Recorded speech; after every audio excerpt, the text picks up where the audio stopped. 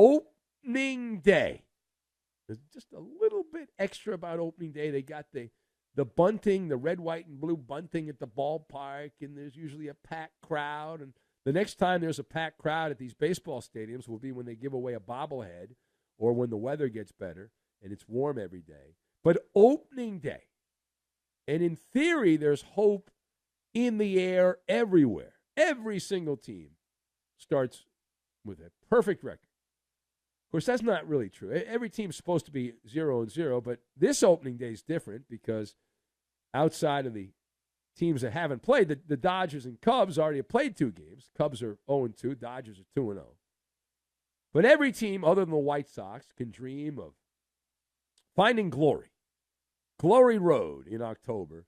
Now, by popular demand, requested by Eugene in Chicago and several other members, senior-ranking brigadier generals that have been sworn in, that have taken the oath, the Skeeter and Montana oath. It is Benny's Baseball Bonanza. Benny's Baseball Bonanza, your one-stop shop to be prepared for the rite of passage. As here we are on opening day. So let us discuss the question. As the curtain goes up, up, up, and away on this opening day, what is the central theme of the 2025 MLB season? Those marketing people said we've got to have a theme. We've got to have a theme. So I've got Tiger Woods, soundtrack, and Family Guy. And we'll put all these together, and we are going to make some soggy ballpark nachos and a delicious soft pretzel. And it's going to be just wonderful. Ballpark with peanuts, bag of peanuts. Way to go. Garlic fries if you're in the Bay Area. Whatever it is. All right, so first of all, the theme, the central theme of the 2025 MLB season, it is a throwback to the early 2000s. Now, let's go, if you will, go with me here. We're going to Hill Valley. Now, I got to visit Hill Valley when I was working on Benny versus the Penny. It was very cool. I got to walk right through the courtyard there in Hill Valley. And I didn't see Doc Brown, but we need to get Doc Brown. And we need to take a spin in the DeLorean because we're going back to the future, baby. You and I are going back to the future. And we're going to wait. There's that lightning strike. It's going to hit at 10:04 p.m., not 10:03, not 10:05, 10:04 p.m. And remember now, we're going to hit that dashboard. We're going to punch in the year 2002 into the dashboard. So we're going to go back, and the vehicle has to get to 88 miles per hour, not 89 or 90, and not 87 or 86. 88 miles per hour, the DeLorean. And that's sufficient power, and we're good to go. So why are we setting the year to 2002? Well, I mentioned it's a throwback season here. And if my math is right, that was peak Tiger time in 2002. Most popular wager and one of the great talking points in sports talk radio, Tiger Woods versus the field. The spectacle, the Masters, Augusta, Georgia. Would you rather take Tiger Woods or would you rather take the field? Interesting. Now, in 2025, what is it? It's not obviously Tiger Woods. He's not a baseball player. It's Shohei's Dodgers versus the field. If I gave you a couple $1,000 of funny money, and I said you can either bet on the Dodgers or you bet on the field, who are you going to bet on? Who are you going to bet on? Now, the value is actually taking the field. The value is not the Dodgers. The difference, though, at the Masters back in the day, there were anywhere between 20 to 30 golfers that could reasonably win the Masters in Georgia. I would argue, based on a minutes-long review, there are only seven teams in Major League Baseball that can win the World Series. It would be a tremendous upset. And for some of these other teams, a massive, earth-shattering upset if somebody else won. So the 7 teams, obviously the Dodgers, they're at the very top. The Atlanta Braves, the Philadelphia Phillies. I'm going to include the Mets and the Yankees. Both of them are flawed teams. We'll get to that in a minute. I'm going to include the Red Sox because they have the money to spend and to get that last pitcher, much like the Mets do and the Yankees, those midseason additions. And I'm also going to throw the Texas Rangers in there. They won a couple years ago, and the wild card is obviously Jacob deGrom, who's probably already feeling pain in his elbow right now because he always feels pain in his elbow. And those teams, even the ones that are flawed, like the Mets, they're a mess. The Yankees have issues, and they need upgrades and all that. The Dodgers have literally started 2 games ahead of every other team in baseball. Every other team in baseball, thanks to that Tokyo two-step they did a week ago. Now, secondly, what is on your cheat sheet? Let me help you out. What is on your cheat sheet for the 2025 in terms of juicy storylines going into the new year? Like, what stands out? What are we going to yapping about here? So I got a 10 spot. I'm not going lean and mean. I am going bold and beautiful. I got a 10 spot. So number one. The obvious one. Now, Eugene in Chicago said, don't bring this up. You shouldn't bring this up. No. The story, and I mentioned it already, the Dodgers. The Dodgers are full arch villains. They have arch villain status. They're a Batman, low-level Batman villain. The soundtrack for the Dodgers 2025 season, when they go on the road, is a score composed by the great John Williams. It's the Star Wars Imperial March, the Darth Vader theme, as it's known. So what does Shohei Ohtani have for an encore? He went 50-50 last year. He's supposed to pitch once every 6 days or so. He'll be pitching. So what does he do? Now, another thought going in, another juicy storyline. Do the Atlanta Braves return to form?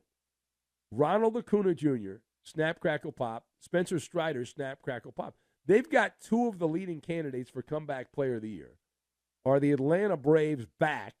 Are they in position now to be a legitimate threat to bird dog the Dodgers in the National League? Where else? How about Bobby Witt? Number 3, Bobby Witt Jr. Does he take the next step, moving up the ladder? And does he usurp Aaron Judge? Is Bobby Witt Jr. going to be the top player? Some people thought he was the top player last year. Does he pass Aaron Judge by in the American League? And then you look at the Yankees. Can the Yankees make the playoffs without Garrett Cole? He's out all year with his arm falling off. And Juan Soto, who's across with the Mets. Now, speaking of the Mets, do the Juan Soto Mets, they gave him $765 million. Methinks they don't have enough pitching. Now, I know they got a couple guys on the, what I used to call the disabled list, the Mets.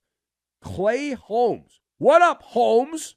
Clay Holmes is your opening day pitcher for the Metropolitans. Clay Holmes is the opening day pitcher.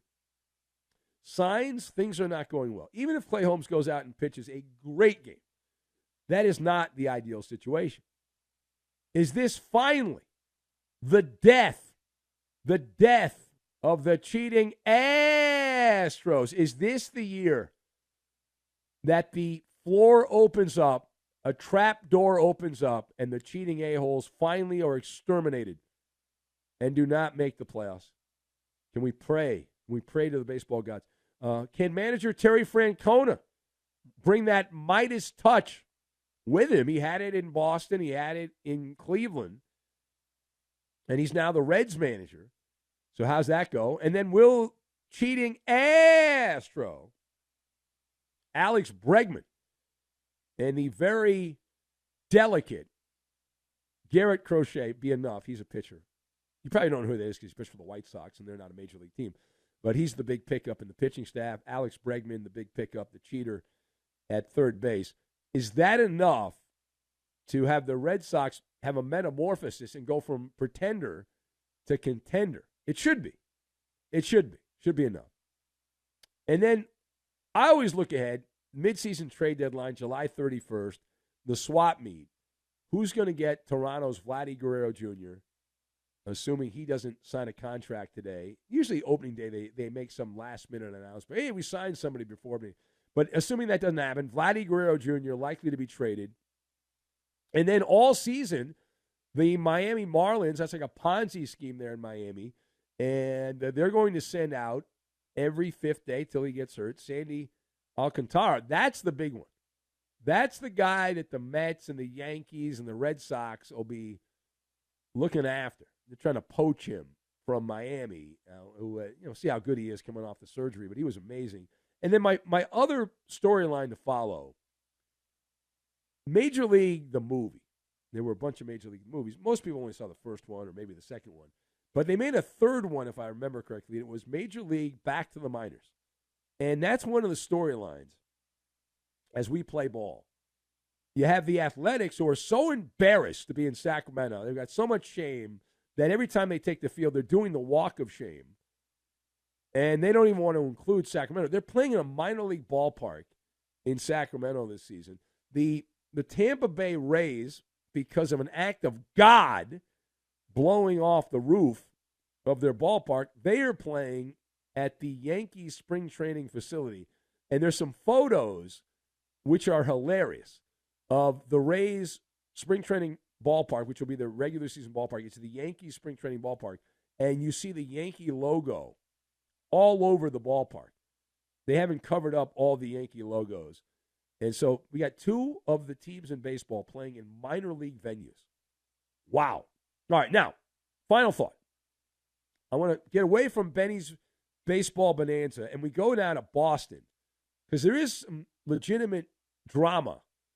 A guy that was supposed to be the grand poobah of Red Sox baseball for years to come currently finds himself in the doghouse. We're talking about Rafael Devers. Now, you might remember the story. It was one of the better stories of spring training when Rafael Devers showed up and said, hey, I'm a third baseman, and I ain't going anywhere else. So Devers, it turns out, will not be a third baseman. He will be the primary designated hitter for your 2025 Red Sox this season. And he's not going to be playing third base. That means that cheating Astro, Alex Bregman, that little weasel, Alex Bregman, will be playing third base for the Astros, for the Red Sox, the ex-Astro. All right, so how will Rafi Devers, the better stories in the losing locker room, so how will Rafi Devers handle being pigeonholed as a designated hitter for the Red Sox? So I can see the future. I'm a distant relative of Nostradamus. I'm a friend of Nostradamus. He lives in Seattle. So it is my belief that Rafi Devers is going to go full Family Guy, as in Stewie Griffin. He's going to be stewing in April and May and the rest of March here. There's only a few days left here in the month of March. But at the start of spring training, Rafael Devers made it very clear that he had a little bit more than a strong preference. He said that third base was his possession. It was his position. He owned it. So this is going to be like a wildfire. They talk to people that are out there in the front lines fighting wildfires, and they say that, well, they get the fire down, but those hot spots, and they flare up. So right now, Alex Cora, the manager of the Sox, he has been able to calm down the wildfire, but there's some hot spots, and there's going to be some flare-ups. And Cora said that moving Rafael Devers from third base to DH shows that the Boston baseball team is, quote, in the winning business. Now, that sounds to me, and I don't know if I want to run this by you. I don't know if you agree with me. Isn't that an indictment of Rafael Devers? That Rafael Devers is a $300 million liability. You don't pay someone $300 million to just be a glorified pinch hitter as a designated hitter. So the Red Sox are saying they got hoodwinked. That Devers, who was supposed to be the third baseman until 2033, is such a screw-up, they have been unable to cast a spell on him that he's been demoted. He down a rank. Devers is on a 10-year contract for $313 million. $313 million. He got that back in 2024, and it goes till 2033. And now he's the Merchant of Doom for the Red Sox.